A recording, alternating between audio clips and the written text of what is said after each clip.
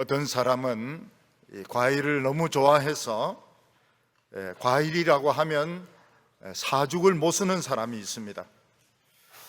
그래서 어떤 사람은 수박을 수박이라고 하지 않고 수밥이라고 이렇게 하면서 밥을 또 안 먹고 수박을 막 먹는 사람이 있습니다.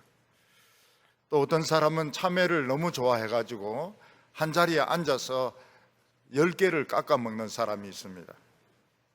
그렇게 많이 깎아 먹으면 어떡하냐 이래도 상관이 없다고 합니다. 자기는 참외 귀신이라고 이야기합니다. 그렇지만 또 어떤 사람은 이 과일 알러지가 있어가지고 어떤 과일은 먹으면 안 되는 사람도 있습니다. 어떤 과일을 만지기만 해도 손에 무슨 두드러기 같은 것이 나고 또 그것을 먹으면 숨이 막히거나 또 배가 아프거나 이런 알러지 현상이 일어나는 사람도 있습니다. 제가 어렸을 때 그 친구 집이 복숭아 가수원을 했습니다. 그래서 그 친구 아버지가 친구들 와서 하룻밤 이 과수원을 지키라고, 얼마나 좋은 제 아닙니까? 과수원을 지키라고. 그래서 과수원을 지켰습니다. 그리고 빨갛게 생긴 거 많이 땄습니다. 굉장히 많이 땄습니다. 그리고 제가 그날 밤에 그 빨간 거 한 50개 먹었습니다.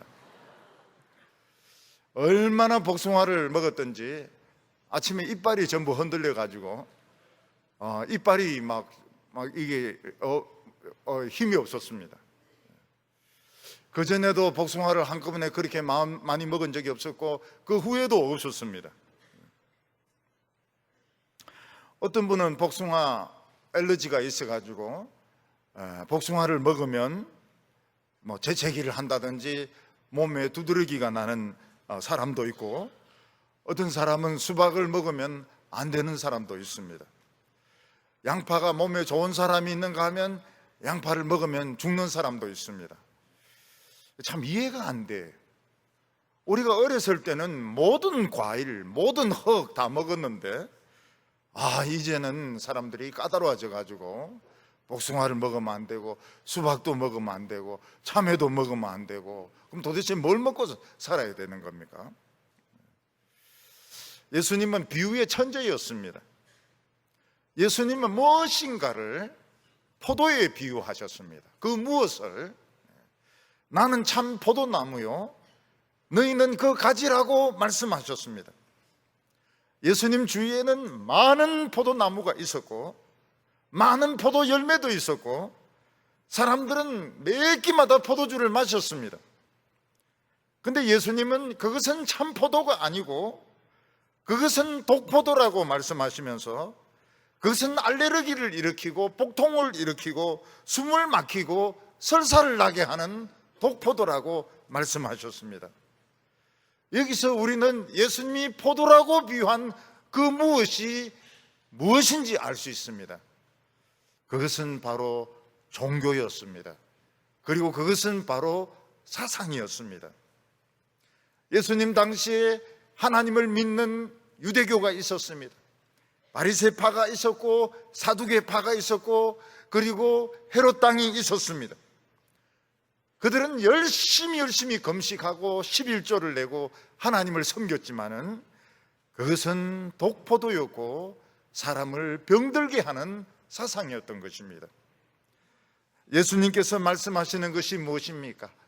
종교라고 하는 것은, 사상이라고 하는 것은 사람을 시원하게 해주고 새 힘을 주고 그리고 사람으로 하여금 유쾌하게 하고 생명을 주는 것이지, 사람을 두들겨 패고 억압을 하고 돈을 내라고 하고 죄인 취급하고, 이거는 독포도라고 하는 것입니다. 예수님은 참포도였습니다. 예수님은 사람들의 무거운 짐을 가볍게 해주셨습니다. 사람들의 병을 치료를 해주셨습니다. 사람들의 미래를 열어주었습니다. 그래서 예수님은 나는 참포도나무고 너희는 가지라고 말씀을 했습니다. 우리나라에도 많은 종교가 있습니다. 천주교가 있습니다. 불교가 있습니다. 개신교가 있습니다. 참 종교는 무엇입니까? 사람들에게 헌금을 강요하고 죄인 취급을 하고 그들을 못 살게 구는 것은 참 종교가 아닙니다. 그것은 거짓 종교고 그것은 독포도인 것입니다.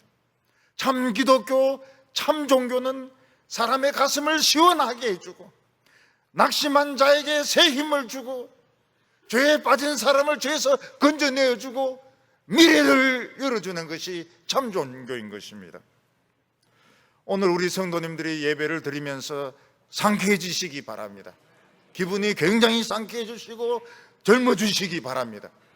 80대 노인들은 다 60이 되어서 가시기 바랍니다. 60대 분들은 망한이 되어가지고 가시기 바랍니다. 아주 젊어지시고 기분이 상쾌해지고 모든 것을 할 수 있다는 자신감을 가지고 갈 때 이게 참 기독교고 이게 예수를 믿는 종교인 것입니다. 어떤 곳에서 참포도가 있는데 그 참포도를 먹기만 하면 나이가 전부 20살씩 줄어든다고 하고 그걸 먹기만 하면은 기분이 굉장히 좋아지고 머리도 좋아지고 막 힘이 생긴다고 하면 사람들은 그 포도를 먹으려고 막 몰려들 것입니다. 요즘 백화점에 가보면 유명한 브랜드점 앞에 사람들이 줄을 서서 기다리고 있습니다. 루이동이라든지 샤넬이라든지 불갈인지 불가사리인지 그런 거 보면 줄을 쭉 서서 기다립니다. 왜 그런 명품 가게 앞에 줄 서서 기다립니까? 유명하기 때문에, 상품이 좋기 때문에 기다려서라도 서비스를 받아가지고 그 가방 하나 사가지고 가려고 하는 것입니다. 예수님은 예수님의 포도야말로 전 세계에서 유일하게 최고로 맛있고 사람을 행복하게 하고 사람을 가치 있게 하고 영생을 주는 포도기 때문에 줄을 서서 먹을 가치가 있고 한 걸음 더 나아가서 내가 가지고 있는 거 다 팔아서라도 먹을 가치가 있다고 말씀을 하셨습니다.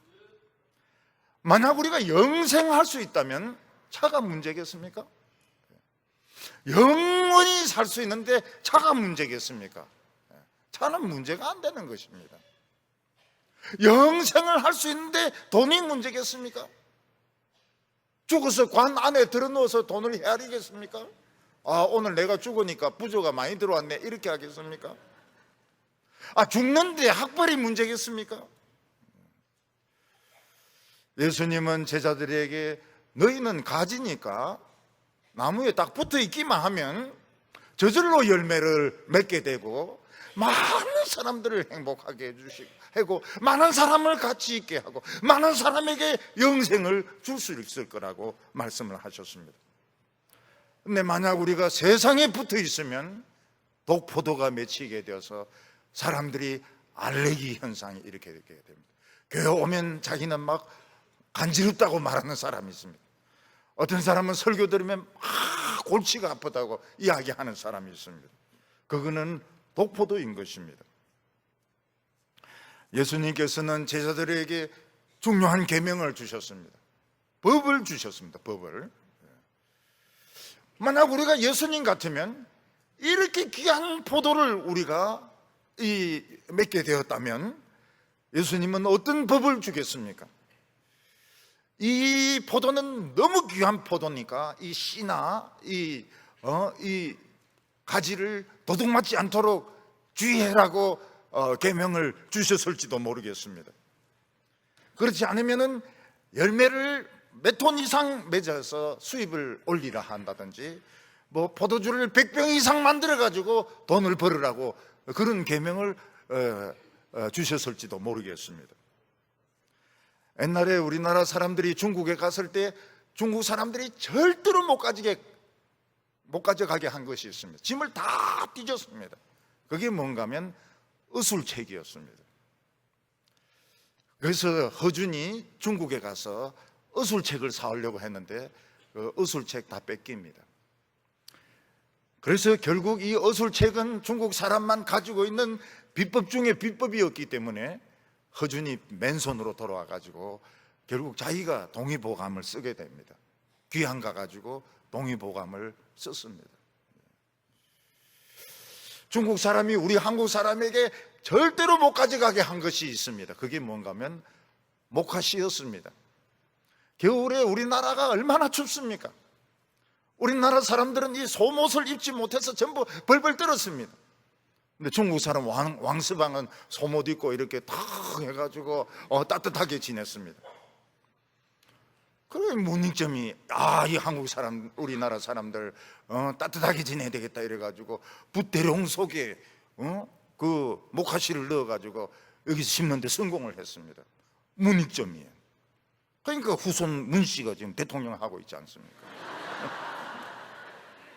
그러니까 이게 이 소모 때문에 고마워서 그런 겁니다. 뭐 문씨 우리 교회도 있는데 다 똑똑하잖아요.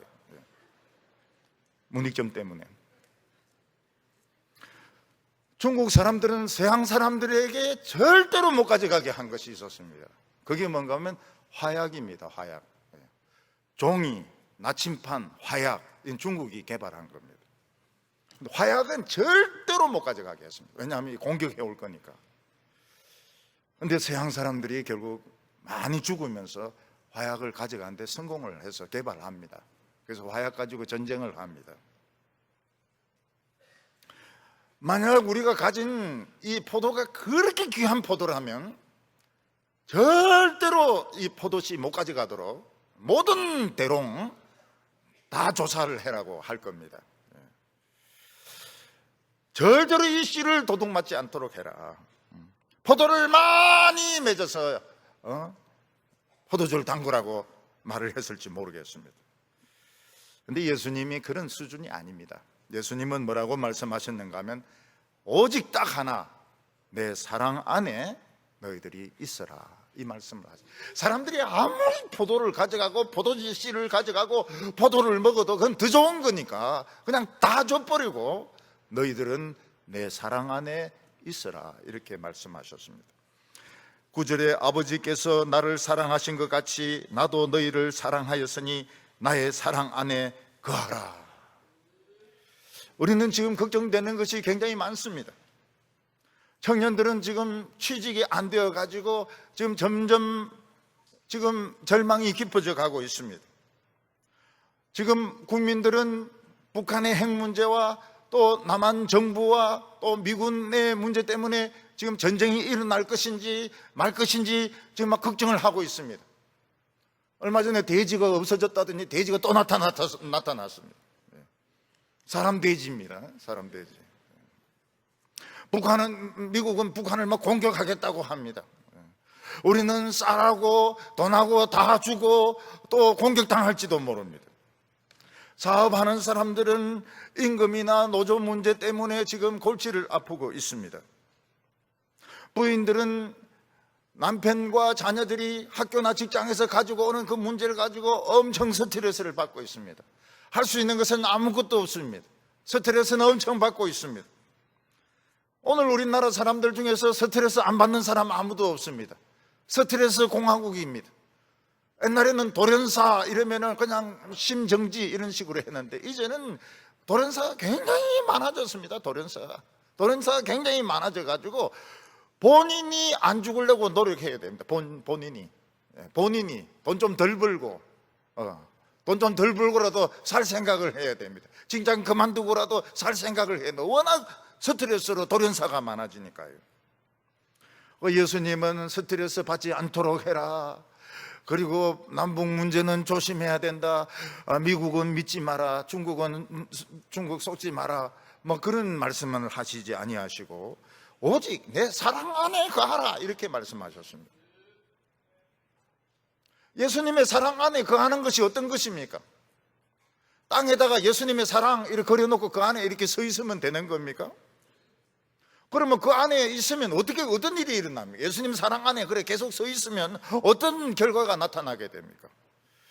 11절에 내가 이것을 너희에게 이름은 내 기쁨을 너희 안에 있어 너희 기쁨을 충만하게 하려 함이라.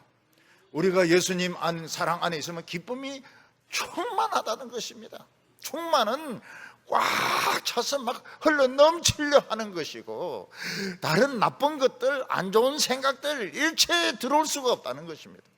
기쁨이 충만하면 염려, 근심, 남이 욕하는 거 들어올 수가 없습니다. 왜냐하면 꽉 차 있기 때문에. 내 기쁨을 충만하게 주겠다, 이렇게 말씀하셨습니다. 자, 오늘 이 말씀에 이제 우리가 이해를 해야 되는데요. 오늘 말씀에 이제 우리가 이해를 해야 됩니다.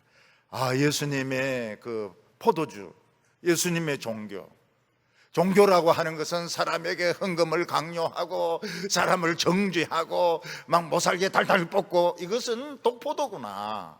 참 종교는 사람을 굉장히 기분 좋게 하고 시원하게 하고 어려운 문제를 풀어주고, 이게 참 종교구나. 그리고 예수님의 종교는 이 명품보다 더 가치가 있어서 줄 서가지고도 사 먹을 가치가 있고, 내 가진 거 다 팔고도 사 먹을 가치가 있는 거구나. 근데 예수님의 계명은 예수님 사랑 안에 있어라. 예수님의 사랑 안에 있는 것이 무엇일까? 예수님의 사랑 안에 있으면 아무것도 못 들어온다는 것입니다. 남이 욕을 해도 안 들어오고, 공격을 해도 안 들어오고, 미사일 쏘도 안 들어오고, 꽉 차 있으니까. 요걸 이제 우리가 해석을 해야 됩니다. 오늘 첫 번째로 예수님께서는 아버지께서 나를 사랑한 것 같이 나도 너희를 사랑하였다. 아버지께서 나를 사랑하신 것 같이, 이렇게 말씀하셨습니다. 요즘 전 세계 부자 순서가 좀 달라졌습니다. 몇 년 전까지만 해도 세계 최고 부자는 마이크로소프트의 빌 게이츠였습니다. 지금은 아마존 회장이 최고 부자가 됩니다. 우리는 아마존이든지 마이크로든지 상관이 없습니다. 우리는 어떤 놈이든지 부자가 1등이 되겠죠. 빌 게이츠가 세계 최고 부자였을 때 기자회견을 했습니다. 그러면서 자기는 자녀들에게 돈을 많이 물려주지 않겠다고, 조금 물려주겠다고 했습니다. 그래서 기자가 조금이 얼마냐? 자녀에게 조금 물려준다는데 조금이 얼마냐? 이랬더니 너무 작아서 말하기만 한데 100억씩만 물려주겠다고 이야기했습니다. 그 소리를 듣고 우리 전부 열불이 터졌습니다. 100억이 애 이름입니까? 100억이? 100억밖에 안 주겠다는 거예요. 근데 그 애들이 초등학생이고 중학생이고 그렇습니다. 그런 애들인데 100억밖에 안 주겠다는 거예요. 근데 가만히 생각해 보니까 이 빌 게이츠 돈이 얼마나 많은지 100억이 적은 돈이었던 겁니다. 우리하고 차원이 다른 겁니다. 100억이 너무 작은 돈이었습니다. 어떤 아버지에게 무남동녀 딸이 있었습니다. 아버지는 어마어마한 부자인데 딸이 하나밖에 없었는데 딸을 너무 사랑했습니다. 그래서 그 딸을 위해서 딸이 사달라는 거 다 사줬습니다. 인형도 여러 개 사줬습니다. 누우면 눈 감고 앉으면 눈 뜨고 이런 인형도 여러 개 사줬습니다.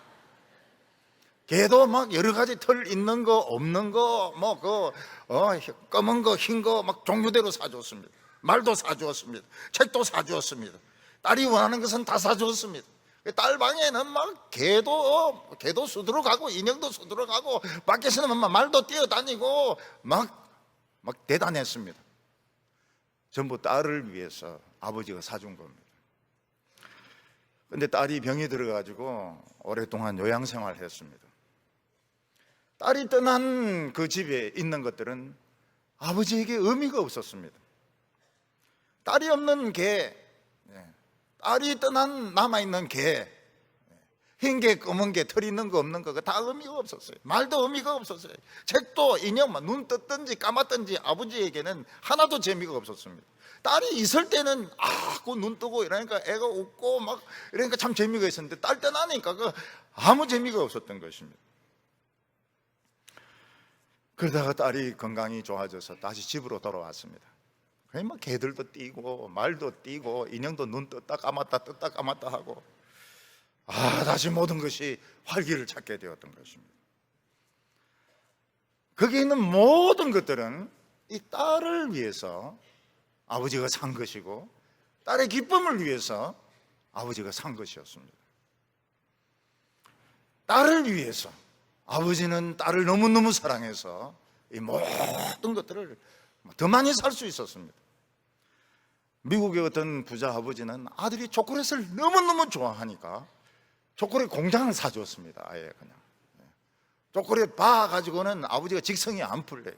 그냥 초콜릿 공장을 사주니까 애가 만족을 합니다. 초콜릿 막 흘러드는 거 입을 갖다 내가지고 막 먹습니다. 하나님에게도 아들이 하나 있었는데요, 하나님이 아들을 너무너무 사랑했습니다. 그래서 이 하나님은 아들이 만들어 달라는 것 다 만들어 줬습니다. 같이 만들었어요. 9절에 아버지께서 나를 사랑하신 것 같이 나도 너희를 사랑하였으니 나의 사랑 안에 거하라. 아버지는 아들을 위해서 우주를 만들었습니다. 은하수도 만들었습니다. 안드로메다도 만들었습니다. 천사들도 만들었습니다. 그 중에서 특히 물이 굉장히 많은 별, 지구를 만들었습니다.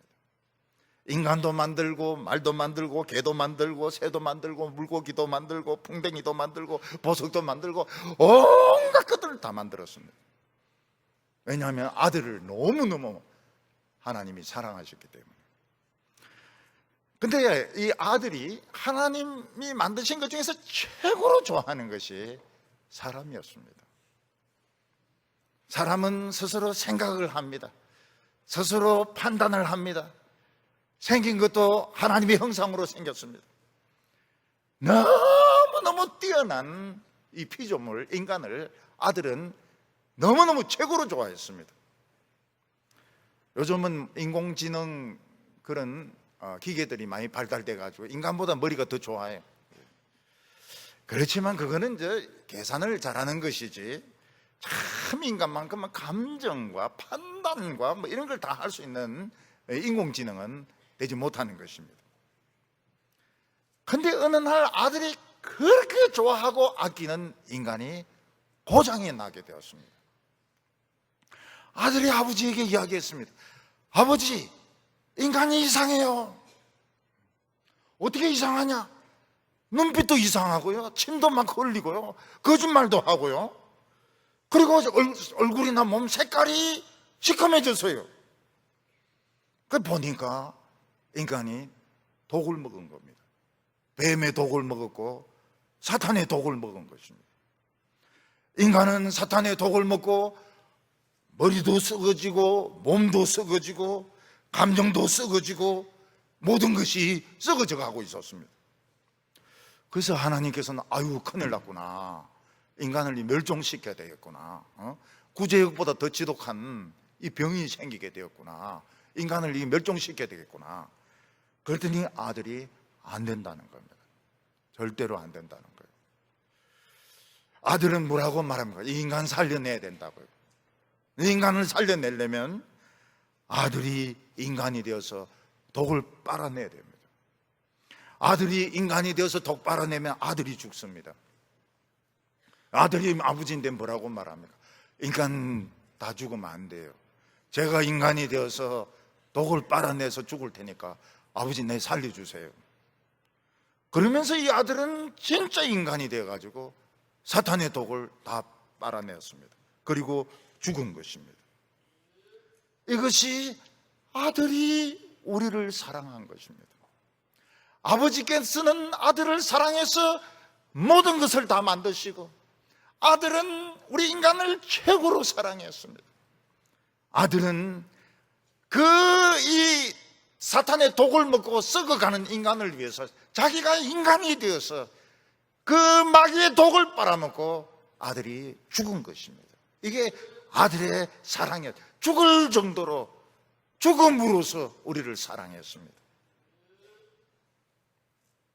그리고 아들은 아버지 약속대로 살아나서 뭘 가지고 왔는가 하면 하나님의 진액을 가지고 왔습니다. 그래서 독포도를 맺던 우리가 참포도를 맺는 그런 참포도나무 가지가 되게 한 것입니다. 이게 예수님의 사랑입니다. 예수님은 우리를 사랑하셨습니다. 이 세상에 있는 모든 것은 예수님 때문에 존재했습니다. 예수님은 우리 때문에 존재하십니다. 그래서 예수님은 우리에게 아무 걱정하지 말라고 그랬습니다. 아무 걱정하지 말라고. 그냥 하나님의 사랑을 믿기만 하면 된다고 말했습니다. 우리는 예수님의 사랑을 믿기만 하면, 예수님이 죽을 정도로 나를 사랑하셨다. 내가 잘 사는 것이나 못 사는 것이나 잘생긴 것이나 못생긴 것이나 공부 잘하는 것이나 못하는 것이나 사망이나 엄부나 권세나 천사나 마귀나 미래일이나 장래일이나 아무것도 염려할 필요가 없습니다. 왜냐하면 예수님이 죽을 정도로 우리를 사랑하셨기 때문에 그 사랑 안에 있으라는 겁니다. 사랑 안에 있기만 하면 된다는 것입니다. 오늘 그 두 번째로, 그러면 사랑 안에 거하는 게 뭘까 하는 것입니다. 사랑 안에 거하는 것이 뭘까? 예수님은 우리에게 계명을 주셨는데 그것은 예수님의 사랑 안에 거하라, 머물러 있는 것입니다. 도대체 예수님의 사랑 밖에 나가는 것은 무엇이고, 예수님 사랑 안에 있는 것은 무엇이고, 들락날락거리는 것은 무엇인가 하는 것입니다. 우리가 예수님 사랑 밖으로 나가는 것은 예수님 사랑만으로는 부족하기 때문에 다른 행복을 찾아서 떠나는 것을 말합니다. 어떤 부인이 남편 사랑만으로 만족할 수가 없습니다. 그래서 밤에 화장을 하고 뒷거리로 막 돌아다닌다면 남편 사랑 밖으로 나가는 것입니다. 남편 사랑 밖으로 나가서 딴 돈을 버는 것이죠. 부인이 남편을 믿으면 어떻습니까? 남편이 돈 많이 벌어주든지 적게 벌어주든지 그냥 집 안에서 있으면서 아이들 키우고 또 남편이 들어오면 환영하고 그렇게 합니다. 그 남편의 사랑 안에 있는 것은 만족하는 것이고, 남편의 사랑에 만족 못하는 것은 야망으로, 욕심으로 뛰쳐나가는 것입니다. 사람들은 다 꾸준하게 다 성공하고 싶어 합니다. 최고가 되고 싶어 합니다. 그런데 만족하는 사람들이 있습니다. 어떤 사람이 만족을 합니까? 한번 죽었다가 살아난 사람은 만족합니다. 어떤 사람이 산에 올라갔다가 절벽에서 떨어졌습니다. 뼈도 부러지고 머리 두개골도 깨어지고 그냥 죽은 줄 알았는데 구조대가 급히 와가지고 이 사람을 병원 응급실로 가서 살려내었습니다. 이제 이 사람은 자기가 살아난 것만 해도 신기합니다. 자기 죽었어야 되는데 살았으니까 얼마나 신기합니까?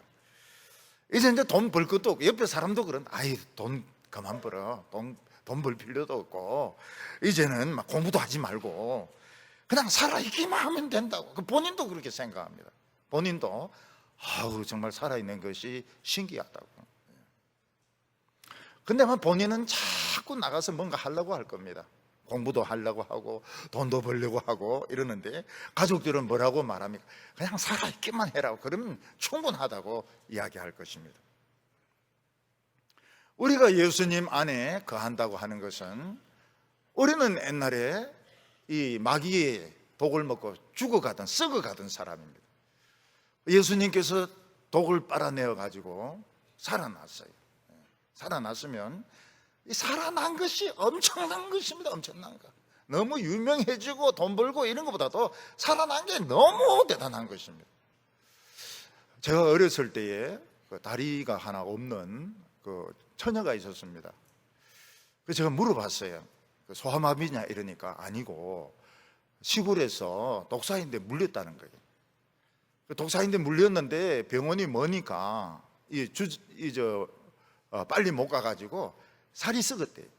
그래서 다리를 잘라내가지고 다리가 하나 없다고 말했습니다. 근데 그 결혼을 해가지고요, 아기도 낳고 잘 살았어요. 참 그거 보니까 참 놀랐을 때다. 그 사랑이라고 하는 거는 다리 하나 없는데 좋은 신랑 만나가지고 아기도 낳고 잘 살았어요.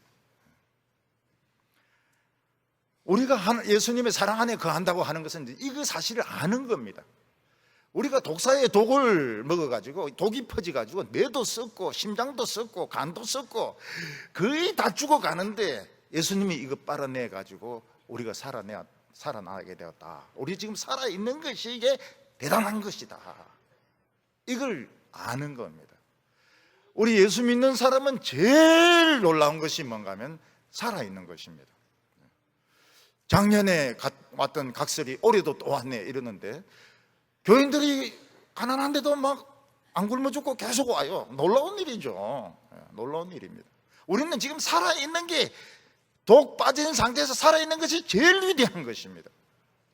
그리고 사랑 안에 거한다고 하는 것은 우리가 무슨 일을 하려고 할 때 사랑의 동기로, 예수님의 사랑의 동기로, 이게 저 사람에게 도움이 되는 것인지, 이게 아니면 내를 나타내는 것인지, 그걸 이제 생각하고 일을 하는 것이 사랑 안에 거하는 것입니다. 제가 전도사로 있을 때 어떤 교회 부흥회 강사로 초청을 받았습니다. 전도사가 부흥회 강사로 초대받는 것은 참 그 드문 일이죠.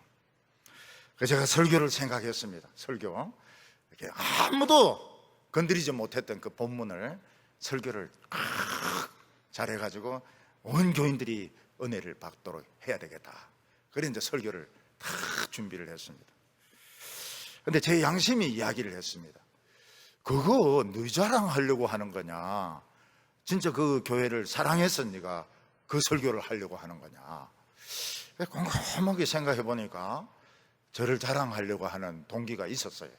야, 김수택 전도사가 막 설교를 막 이렇게 잘한다, 성경 해석을 이렇게 잘한다, 그런 마음이 좀 있다는 걸 알게 되었습니다. 이거는 예수님의 사랑이 아니야. 그래서 그 설교를 취소했습니다. 그리고 중학교 정도 수준의 설교를 준비했습니다. 누구든지 다 알아들을 수 있는 굉장히 쉬운 설교를 준비했습니다. 유치할 정도로 쉬운 설교를 준비해가지고 그 교회에 가서 부흥회를 했습니다. 놀라운 것이 뭔가 하면 그 설교할 때마다 막 부흥의 역사가 일어나는데 교인들이 막 울고 막 기도하고 뒤집어지고 막 난린 거예요. 이 쉬운 설교를 가지고 좀 어려운 거 이거 가지고 할 걸. 근데 막 교인들이 은혜를 엄청 받았어요. 저는 좀 불만이었습니다. 저는 그래도 막 부흥이 넘쳤어요. 그래 그 교인들이 이제 나중에 부흥회 다 마치고 나서 교인들이 이제 반응이 나타났습니다. 우리 앞으로 절대로 신학 교수나 박사들 설교 안 듣는다는 겁니다. 우리는 오직 전도사 설교만 듣기로 했다고. 그래가 부흥회 때마다 제가 불려갔습니다.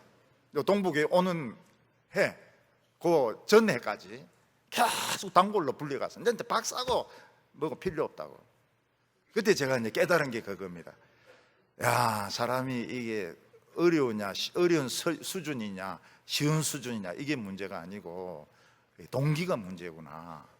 참 자기를 나타내려고 하지 않고 이 예수님을 나타내고 교인들을 사랑하는 마음으로 설교하니까 막 얼마나 저 의자 더러운지 막 울어가지고 교인들이 막 울고 코 풀고 이래가지고 막 사람들 닦으면서 울면은 닦고 가지 막 이러면서 막 얼마나 울고 얼마나 코 풀고 굉장한 그 부흥이 일어났습니다.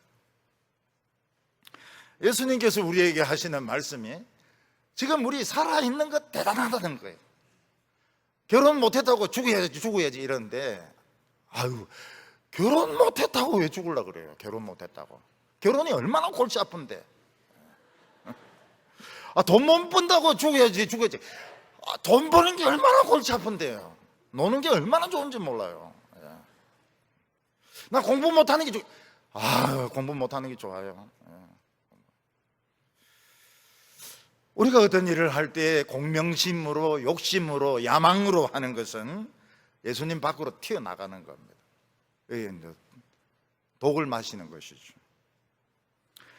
우리가 예수님 안에서 내가 지금 살아있는 것이 정말 위대하다. 돈 줘버려. 그리고 정말 사랑의 동기로, 정말 이해하는 동기로 그렇게 하자. 너희 기쁨이 충만할 것이라고. 내가 이것을 너희에게 이르면 내 기쁨을 너희 안에 있어 너희 기쁨을 충만하게 하려 함이라. 예수님의 기쁨은 사망을 이기고 마귀를 이기고 죄를 이긴 기쁨입니다. 모든 사탄의 모략을 이긴 기쁨입니다. 이걸 줄 테니까 너희들 걱정하지 말라고 말씀을 했습니다. 놀라운 일이 일어납니다. 하나님의 능력이 나타나게 되는 것입니다. 우리가 자기를 나타내려고 하지 않고 자기 욕심을 채우려고 하지 않고 사랑의 동기로 임할 때 하나님의 능력이 나타나게 됩니다.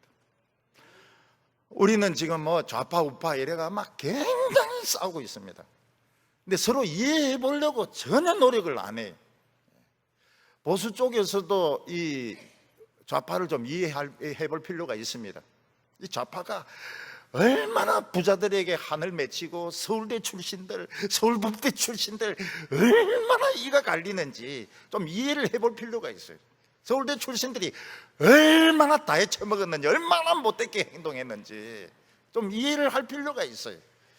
이분들이 한번 순화가 되고 정권을 잡았으면 참 잘했을 텐데 이제 정오심을 가진 채로 하니까 이제 지금 나라가 어려운 겁니다. 어려워요.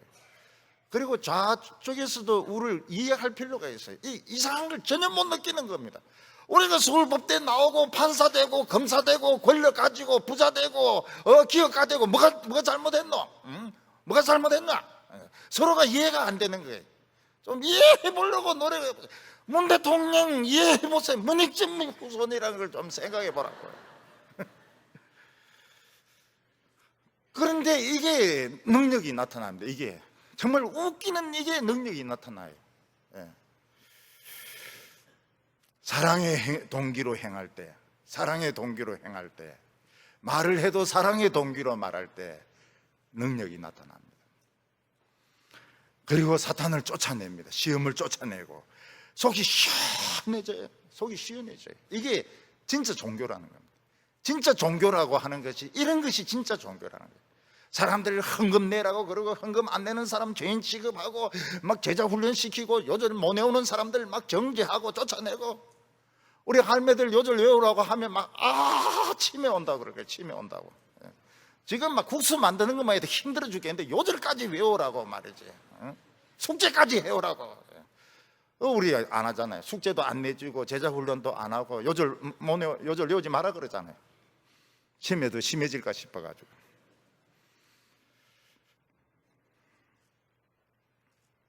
유대인들은 요즘 이스라엘이 사람들이 복받을 때 기름이 막 엄청 나오고 있습니다. 기름이 지금 이스라엘에서 기름이 막 펑펑 쏟아지고 있습니다. 그런데 예수 안 믿는 아나운서가 이 말을 해요. 지금 이스라엘에서 기름이 펑펑 쏟아지고 있는 것이 신명기 32장 13절 말씀 때문이라 그래요. 그러니까 이제 유대인들이 이제 신명기를 보면은 단단한 바위에서 기름을 핥을 것이요 이렇게 돼 있는데 근데 그 말씀을 믿고 구멍 뚫으니까 기름이 엄청 쏟아지더라는 거예요. 지금 그래서 이스라엘 복받은 나라라 그래요. 막 다른 뭐 이란에 가가지고 막 그것도 막 미사일도 막 폭격시키고 말이죠. 그런데 막 기름이 뭐 엄청나게 나오고 있어요. 근데 자기들이 그 말씀을 믿고 했다는 거예요. 자기들이 단단한 반석에서 기름을 핥을 것이요. 그래서 그 단단한 데를 찾아가지고 구멍 뚫었더니 막 기름이 엄청 나오고 있다는 것입니다. 유대인들은 노벨상을 독차지하고 지금 기름까지 나오고 있고 그 예루살렘이나 텔아비브는 핵무기 쏴도 공중에서 다 터집니다. 100% 커버합니다. 100%. 자기들은 100% 아니라고 하는데 100% 커버해요. 우리나라는 믿음이 좋아가지고 그런 거 안 합니다. 우리는 막 터질 건 터지고 죽을 놈은 죽고 살 놈은 살고 진짜 믿음이 좋아요. 우리는 노벨상도 필요가 없고요. 그래서 안 타지 않습니까? 기름도 필요 없고 기름도 안 나오잖아요. 우리가 말씀과 성령으로 살아야 됩니다. 말씀과 성령으로 살면은 하나님의 능력이 나타납니다.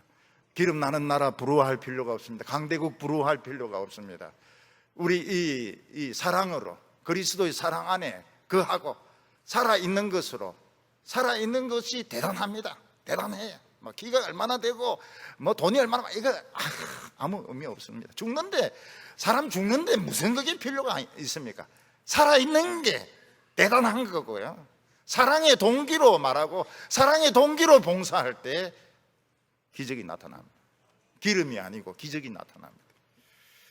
오늘 세 번째로 예수님은 우리를 친구라고 말씀하셨습니다. 아이들을 키울 때 보면 어렸을 때 자꾸 먹을 것을 달라고 그래요. 먹을 것을 주면 이제 울지 않고 칭얼대지 않고 잘 놉니다. 자문에는 거머리에게는 두 딸이 있는데 자꾸 달라 한다고 말하고 있습니다. 거머리는 달라고 하는 것밖에 몰라요. 거머리가 제일 좋아하는 게 피 한 사발 주면 그냥 만족합니다. 예수님의 제자들은 예수님의 종이었습니다.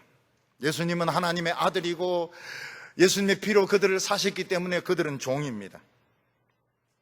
종은 자기 생각이라는 것이 있으면 안 됩니다.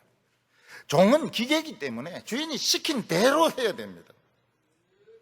자동차나 기계도 마찬가지입니다. 운전수가 조작하는 대로 움직여야지. 지가 생각해서 판단하고 지가 결정 내리면 이거는 기계가 아니죠. 근데 요즘 자동차나 비행기는 스스로 생각해서 판단을 합니다. 앞에 차가 있으면 서기도 하고, 차가 없으면 속력을 더 내기도 하고, 문도 저절로 척 닫히기도 하고, 스스로 판단을 합니다. 요즘 사람들이 바둑을 두는데 인공지능 AI, Artificial Intelligence, 인공지능을 못 이깁니다. 세계 최고로 잘 두는 사람도 인공지능을 못 이깁니다. 그러나 그것은 입력이 그렇게 된 것이지 인간의 그 감정을 따라올 수 있는 건 없습니다. 인간의 감정이나 행동을 따라올 수 있는 건 없습니다. 모든 사람들은 종입니다. 죄의 종 아니면 예수 그리스도의 종입니다. 인공지능은 뛰어나게 만들어졌지만은 인간의 종입니다. 근데 우리가 하나님의 말씀을 듣는 순간 우리는 종에서 하나님의 친구로 성격이 되게 됩니다. 지금 인간들은 제대로 된 상태가 미쳐서 날뛰고 있습니다.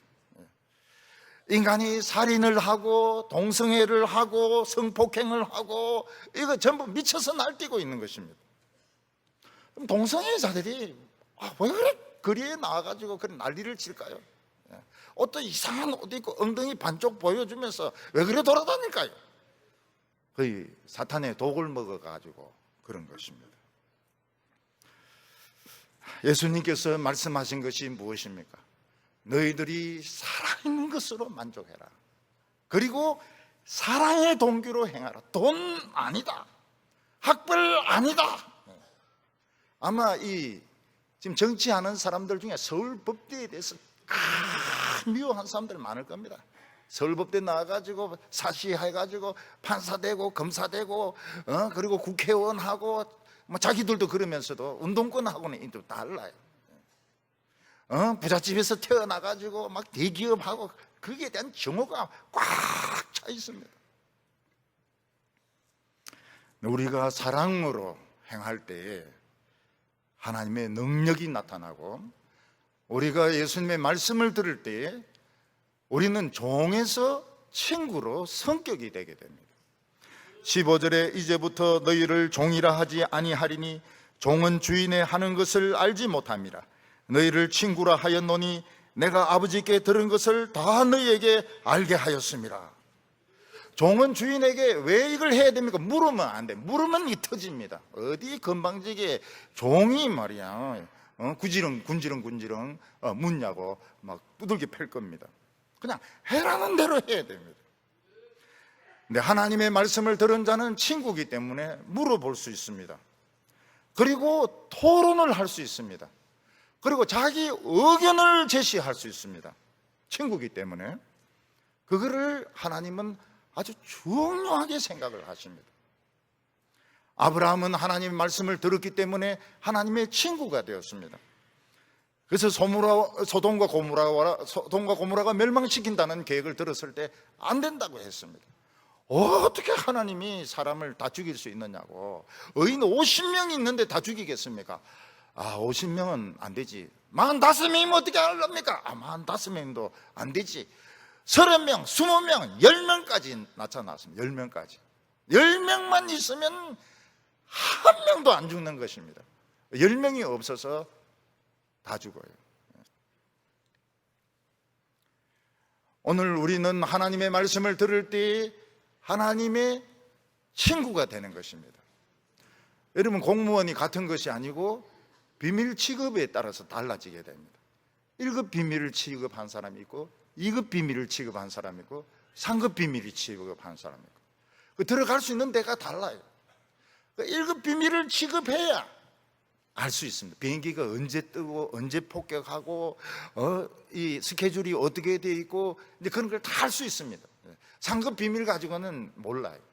3급 비밀 정도, 대외비 이런 정도 가지고는 전체적인 걸 모릅니다. 1급 비밀을 취급하는 자가 그걸 다 합니다. 다 언제 폭격을 하고 언제 군대가 움직이고 이걸 다 합니다. 하나님의 말씀을 듣는 자들은 1급 비밀을 취급하는 자입니다. 1급 비밀을 취급하기 때문에 하나님께 말할 자격이 있어요. 우리가 신앙이 어릴 때는 하나님께 자꾸 달라고 합니다. 대개 부인들은 보면 김치 냉장고 바꿔달라 그런 기도 많이 하는 것 같아요. 김치 냉장고 바꿔주시고 그리고 에어컨 바꿔달라 그런 기도 많이 합니다. 우리 애 입학하도록 그런 기도 많이 합니다. 옆집 사람 이사 가도록 기도 많이 합니다. 차도 좀 바꿔달라고 기도합니다. 차가 이게 가다가 서고 이런데 그게 무슨 족들이 하는 겁니까? 거머리들이 하는 겁니다. 거머리들이 자꾸 달라 이렇게 하는 것이죠. 달라 막 달라고. 그래서 막 달라고 하는 막 달라 마리아라고 하지 않습니까? 막 달라. 근데 신앙이 자라고 나면 기도의 내용이 달라집니다. 권찰에 딱 임원이 됐는데 막 전쟁이 일어나려고 그래요. 하나님한테 따집니다. 하나님, 제가 올해 처음 건찰이 임원이 됐는데 전쟁 나면 어떻게 합니까? 한 번도 이 임원 제대로 못 해보고 끝나면 어떻게 됩니까? 그래, 임원 한 몇 년 정도 하냐? 한 5년은 합니다. 5년에 회장이 되죠. 5년 정도는 전쟁이 일어나면 그래, 알겠다. 5년은 내가 막아줄게. 그리고 그 다음 제 권사되는 겁니다. 이렇게. 그래, 그러면 뭘 원하냐? 트럼프를 바꿔줄까? 볼턴을 그냥 어떻게 할까? 하나님이 좋은 방법을 해. 그게 돼요. 그대로 돼요. 전쟁이 안 일어나도록 그렇게 됩니다. 북한에 있는 뚱띠를 좀 어떻게 해 주십시오. 그것도 어떻게 됩니다.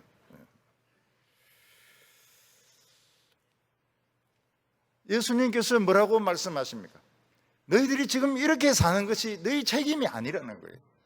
너희가 나를 택한 것이 아니고 내가 너희를 택했기 때문에 너희들이 잘생겼느니 못생겼느니 돈이 있니 없니 그건 너희 책임이 아니고 내 책임이라고 말했습니다. 우리는 책임질 게 아무것도 없습니다. 책임질 게 아무것도 없어요. 요즘 책임질 사람이 책임을 안 지는 것을 유체이탈이라 그러는데 진짜 우리는 책임질 게 없습니다. 예수님이 다 책임을 지셔야 됩니다. 예수님이 우리를 택했기 때문에. 성공하거나 성공 못하거나 잘났거나 못났거나 다 예수님 책임입니다. 오늘 우리 성도님들은 극상품의 포도주를 마시기 바랍니다. 우리 독포도주 맞고 너무 마음도 병들고 막 썩어 들어가고 썩은 냄새가 진동을 하고 이러는데 오늘 말씀을 듣고 이 썩은 냄새를 다 없애기 바랍니다.